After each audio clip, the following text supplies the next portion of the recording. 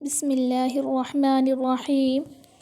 نبی اکرم صلی اللہ علیہ وسلم نے ایک بار 3 ایسے صحابہ کا واقعہ سنایا جو ایک اندھیری رات میں ایک غار کے اندر پھنس گئے تھے۔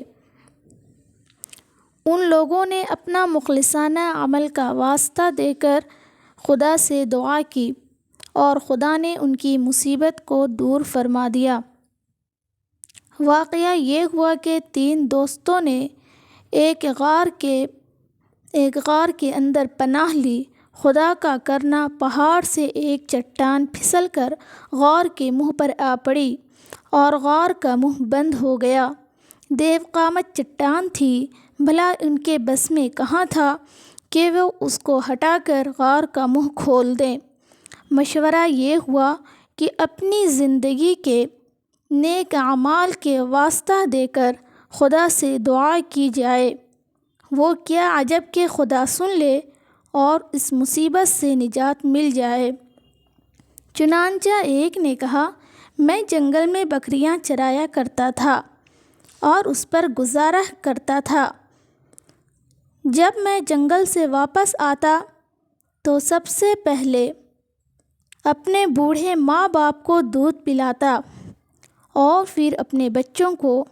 ایک دن میں گھر دیر سے آیا تو ماں باپ سو چکے تھے، بچے جاگ رہے تھے اور بھوکے تھے، لیکن میں نے یہ گوارا نہ کیا کہ ماں باپ سے پہلے بچوں کو پلاؤں، اور یہ بھی گوارا نہ کیا کہ والدین کو اٹھا کر انہیں تکلیف پہنچاؤں۔ چنانچہ میں رات بھر دودھ کا پیالہ لیے ان کے سرہانے کھڑا رہا۔ بچے میرے پاؤں سے چمٹ چمٹ کر روتے رہے، لیکن صبح تک اسی طرح کھڑا رہا۔ خدا، میں نے یہ عمل خالص تیری خاطر کیا تو اس کی برکت سے غار کے منہ سے یہ چٹان ہٹا دے۔ اور چٹان اتنی کہ آسمان نظر آنے لگے۔ دوسرے نے کہا، میں نے کچھ مزدوروں سے کام لیا اور سب کو مزدوری دے بھی دی، لیکن ایک شخص اپنی مزدوری چھوڑ کر چلا گیا۔ کچھ عرصے بعد جب وہ مزدوری لینے آیا تو میں نے اس سے کہا کہ یہ گائے بکریاں اور یہ بوکر چاکر سب تمہارے لیے ہیں، اسے لے جاؤ۔ وہ بولا، خدا کے لیے مذاق نہ کرو۔ میں نے کہا، مذاق نہیں، واقعی یہ سب کچھ تمہارا ہے۔ تم جو رقم چھوڑ کر گئے تھے میں نے اس کو کاروبار میں لگایا، خدا نے اس میں برکت دی، اور جو کچھ تم دیکھ رہے ہو سب اس سے حاصل ہوا ہے۔ یہ تم اطمینان کے ساتھ لے جاؤ، سب کچھ تمہارا ہے۔ وہ شخص سب کچھ لے کر چلا گیا۔ خدایا، یہ میں نے محض تیری رضا کے لیے کیا تو اس کی برکت سے غار سے منہ سے چٹان دور فرما دے۔ خدا کے کرم سے چٹان اور ہٹ گئی۔ تیسرے نے کہا، میری ایک چچا زاد بہن تھی جس سے مجھ کو غیر معمولی محبت ہو گئی تھی، اور اس نے کچھ رقم مانگی، میں نے مہیا کر دی، لیکن جب میں اپنی ضرورت پوری کرنے کے لیے ان کے پاس بیٹھا تو اس نے کہا، خدا سے ڈرو، اس کام سے باز رہو۔